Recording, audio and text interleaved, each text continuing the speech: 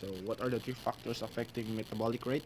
So number one is age. So those pizza noshing, beer guzzling habits of your youth don't fly in your 30s, because this is due to our natural loss of lean muscle and decrease in our energy.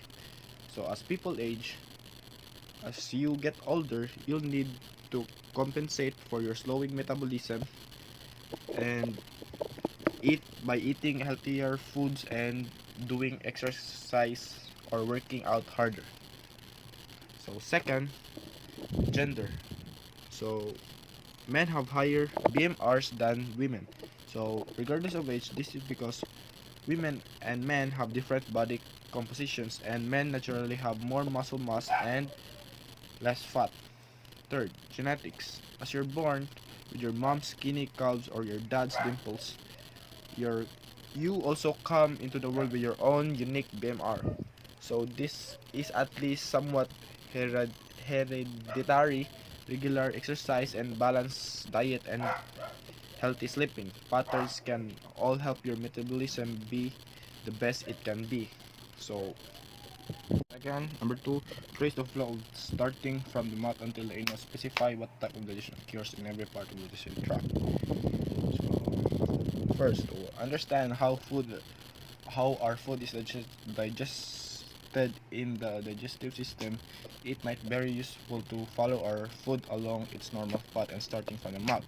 So first, as food enters into your mouth, your teeth will begin mechanically breaking down the food into small pieces, and the saliva starts to chemically break it down as well. So soon as your conscious mind says, "Let's swallow this food," you swallow it and take it another bite.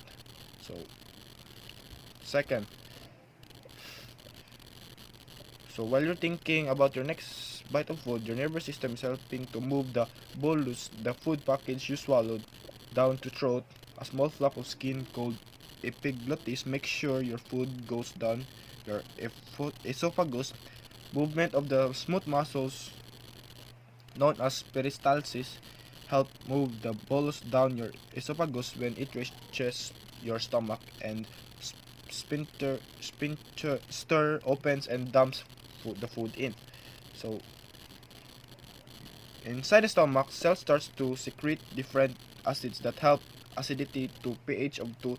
This strong acidic environment kills most bacteria and starts to chemically break apart the food. Movements of the food movements of the smooth muscles in the stomach, known as precise mix, and churn the food up more. After the food has been well mixed and has a consistency of oatmeal, it is ready to move to small intestine. At this stage, it is known as chyme. Chyme. To move into small intestine, chyme must pass through the pyloric sphincter. From it enters the duodenum, the first part of small intestine. The liver mixes in bile, which helps break down fats in food. Also, break down fats in food. The pancreas also secretes digestive enzymes that aid digestion. Most of the nutrients are absorbed from the small intestine and move into bloodstream via system of small folds called villi. After the food moves through the small intestine, it enters the large intestine.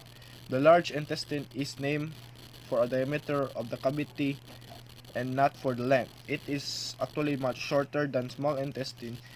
The role of the large intestine is to remove any extra water from the digested material before it finally excreted. So there you have it, basic rundown what happens to the food we eat and the time we eat it. Number 3. So what is the fate of the different biomolecules one ingested, and how does the body utilize them in anabolism and catabolism? So there the four basic macromolecules are carbohydrates, lipids, nucleic acid, proteins. Are carbohydrate begins its digestion in the mouth, where the salivary enzyme amylase begins to break down food into maltose and disaccharide. As the food travels through the esophagus to the stomach, the acidic environment the stomach stops amylase from continuing to break down the molecules. So the next step of carbohydrate digestion takes place in the duodenum, where it continues to break down it of starch, maltose, and other and other disaccharides, which are broken down into monosaccharides by the enzymes, and these monosaccharides are absorbed to be used in metabolic pathways to harness energy and transported to different cells in the body. Protein digestion takes place in the stomach where the enzyme pepsin breaks them down into peptides. Other enzymes into duodenum act on the peptides to reproduce them to smaller peptides. Further breakdown of peptides to single amino acid is aided by enzymes called peptidases, and the amino acids are absorbed into bloodstream through the small intestine. The digestion of the lipid starts in the stomach with aid of lingual lipase and gastric lipase, but a bulk of lipid digestion occurs in the small intestine due to pancreatic lipase. Bile aids in the digestion of lipids, primarily triglycerides, through emulsification. This is a process in which large lipid globules are broken down into several small lipid globules and are widely distributed in chyme. Emulsification is important for digestion of lipid because lipases can only efficiently act on the lipids when they are broken into small aggregates. The nucleic acids are digested in the small intestine and the aid of pancreatic enzyme and enzyme produced by the small intestine itself. Pancreatic enzymes called ribonucleus and deoxyribonucleus break down RNA and DNA respectively into smaller nucleic acids and are broken down into nitrogen bases and sugars by small intestine enzymes called nucleases. 4. So, how does the digestive system maintain blood glucose level, and what digestive organs are involved, and what hormones are responsible? So it is important that the level of glucose in your blood, in our blood, often called the blood sugar level, is controlled so that it does not rise too high or fall too low. This control is brought to about by pancreas, an organ which make enzyme